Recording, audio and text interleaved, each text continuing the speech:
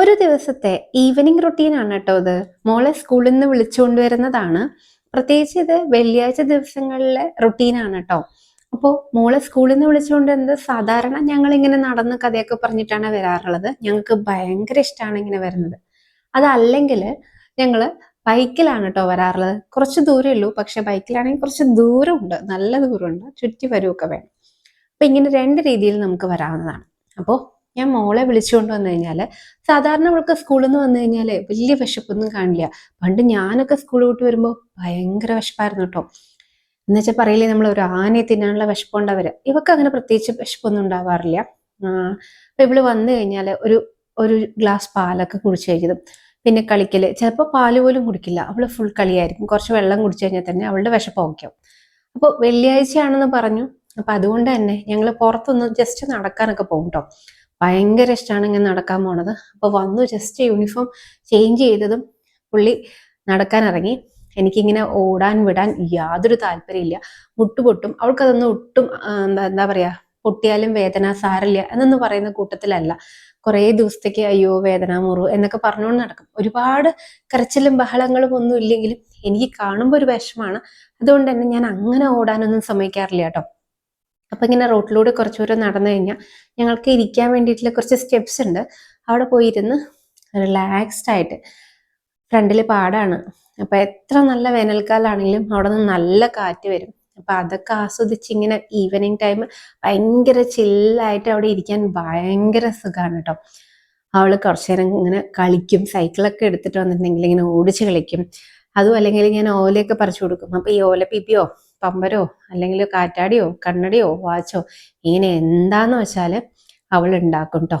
കുറച്ചു നേരം കഥയൊക്കെ പറഞ്ഞ് അല്ലെങ്കിൽ വേറെ എന്തെങ്കിലും കാര്യങ്ങളൊക്കെ ഡിസ്കസ് ചെയ്ത് ഞങ്ങൾ ഇങ്ങനെ ഇരിക്കും. ചില സമയം എനിക്ക് ഭയങ്കര വിഷമമായിരിക്കും, എന്തെങ്കിലും കാരണം ഉണ്ടാവുമല്ലോ. അപ്പൊ അതൊക്കെ ഇങ്ങനെ ഓർത്തിരിക്കും. അല്ലെങ്കിൽ ആരെങ്കിലും ഫോൺ ചെയ്തിട്ടൊക്കെ ഞാനിരിക്കും.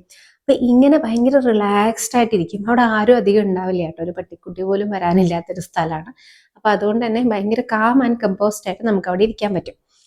അതാണ്. അപ്പൊ ഇങ്ങനെ വൈകുന്നേരത്തെ ഇരുത്തങ്ങളൊക്കെ കഴിഞ്ഞ് ഞങ്ങൾ വീട്ടിലേക്ക് തിരിച്ചു വന്നു. വീട്ടിലേക്ക് തിരിച്ചു വന്നപ്പോഴാണ് മോക്ക് ഓംലെറ്റ് വേണമെന്ന് പറയുന്നത്. ഇപ്പൊ എരിവിനോട് കുറച്ച് ഇഷ്ടം കൂടുതലുണ്ട്. അതുകൊണ്ട് തന്നെ മുളകിട്ട ഓംലെറ്റ് ആണ് പ്രിഫർ ചെയ്യുന്നത്. അതായത് 0 സ്പൈസി ആണ് അവളുടെ എരിവ് ലെവൽ എന്ന് പറയുന്നത്. അവൾ ഒട്ടും തന്നെ മുളക് കഴിക്കാറില്ല.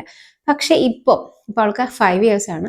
അപ്പൊ വളരെ കുറച്ച് സ്കൂളിലൊക്കെ പോകാൻ തുടങ്ങിയപ്പോൾ മറ്റുള്ള കുട്ടികളുടെ കറിയൊക്കെ ഷെയർ ചെയ്തുകൊണ്ടാവാൻ തോന്നുന്നു കുറച്ച് എരിവൊക്കെ ഇടണം എന്ന് അവൾ തന്നെ പറയുന്നുണ്ട്. അപ്പൊ നിങ്ങളുടെ കുട്ടികൾക്ക് നിങ്ങൾ എരിവ് ഒട്ടും കൊടുക്കാത്ത ആൾക്കാരാണെങ്കിൽ ഡോണ്ട് വറി, അവർ തന്നെ നമ്മളോട് ചോദിച്ച് വാങ്ങിച്ച് കഴിച്ചോളും കേട്ടോ. പിന്നെ അതിന്റെ കൂട്ടത്തിൽ ഞാൻ 2 മുട്ട പുഴുങ്ങാൻ വെച്ചിട്ടുണ്ട്, എനിക്കും ഹസ്ബൻഡിനും. പിന്നെ ഇന്ന് ഉണ്ടാക്കുന്നത് ഗോതമ്പ് ഉപ്പുമാവാണ്. അപ്പൊ ഞാനതിൽ കുറച്ച് ക്യാരറ്റും ചീരയും ഒക്കെ ഇട്ടിട്ടുണ്ട്. ഒരു ഹെൽത്തി ആയിട്ടുള്ള ഒരു ഉപ്പുമാവ് തന്നെയാണ്. ചീര ഇട്ടാൽ കുറച്ചുകൂടെ ഒരു ടേസ്റ്റ് വ്യത്യാസം ഉണ്ടാവും കേട്ടോ, നല്ല രുചിയായിരിക്കും. കുറച്ച് നിലക്കടലയൊക്കെ ഇട്ടാൽ ഭയങ്കര രുചിയായിരിക്കും. നിലക്കടല ഉണ്ടായിരുന്നില്ല, അതുകൊണ്ട് തന്നെ ഞാൻ അത് ഇട്ടിട്ടില്ല. അപ്പൊ മോൾക്കുള്ള എന്താ പറയാ, ഓംലെറ്റ് റെഡിയായി. അതുപോലെ മുട്ട പുഴുങ്ങിൽ ഏകദേശം ഫിനിഷ് ആവുന്നു.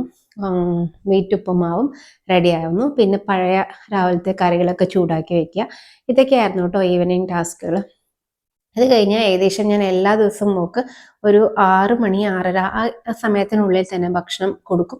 ഞാനും ആ സമയത്ത് കഴിക്കും. ഹസ്ബൻഡ് അവൈലബിൾ ആണെങ്കിൽ പുള്ളിയും ആ സമയത്ത് തന്നെ കഴിക്കും. ഞങ്ങൾ വളരെ നേരത്തെ ഭക്ഷണം കഴിക്കുന്ന ആൾക്കാരാണ് കേട്ടോ. അതുകൊണ്ട് കിടക്കാനൊക്കെ ഒരു 11-11:30 ആവുമെങ്കിലും ഭക്ഷണം വളരെ നേരത്തെ കഴിക്കും. അപ്പോൾ വിശക്കില്ലേന്ന് കുറേ പേര് ചോദിക്കും. പക്ഷെ അത് ശീലമായി കഴിഞ്ഞാൽ പിന്നെ നമുക്ക് വിശപ്പൊന്നും ഉണ്ടാവില്ല കേട്ടോ. അപ്പോൾ ഓംലെറ്റ് പൊട്ടിക്കാതെ എടുക്കണം എന്നായിരുന്നു വിചാരം, പക്ഷെ നടന്നില്ല.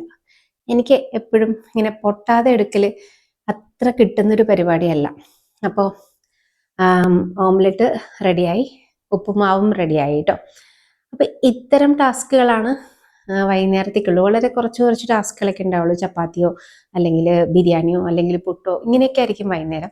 അത് കഴിഞ്ഞ് ഒന്ന് ക്ലീൻ ചെയ്തുകൂടെ കഴിഞ്ഞ് കഴിഞ്ഞാൽ ഇന്നത്തെ ടാസ്ക് കഴിഞ്ഞു. 7 o'clock മോൾ ഉറങ്ങും. അപ്പോൾ പിന്നെ എൻ്റെ മീ ടൈമാണ്. 11:30 വരെയുള്ളത് എൻ്റെ സെൽഫ് ടൈമാണ്. അല്ലെങ്കിൽ ഞാനും ഹസ്ബൻഡും കൂടെ സംസാരിച്ചിരിക്കുന്ന ഞങ്ങളുടെ ക്വാളിറ്റി ടൈമുകളാണ് ഈ ബാക്കി അങ്ങോട്ടുള്ള സമയം എന്ന് പറയുന്നത്. അത് വളരെ നന്നായിട്ടുണ്ട്, ഞാൻ എൻജോയ് ചെയ്യാറുണ്ട്. അപ്പൊ എല്ലാവർക്കും ഇങ്ങനെ ഒരു മീ ടൈം വേണമെന്ന് ചിന്തിക്കുന്ന ഒരാൾ കൂടിയാണ് കേട്ടോ. അപ്പൊ നിങ്ങൾക്ക് വേണ്ടി കുറച്ച് സമയം നിങ്ങൾ എന്തായാലും കണ്ടെത്തണം.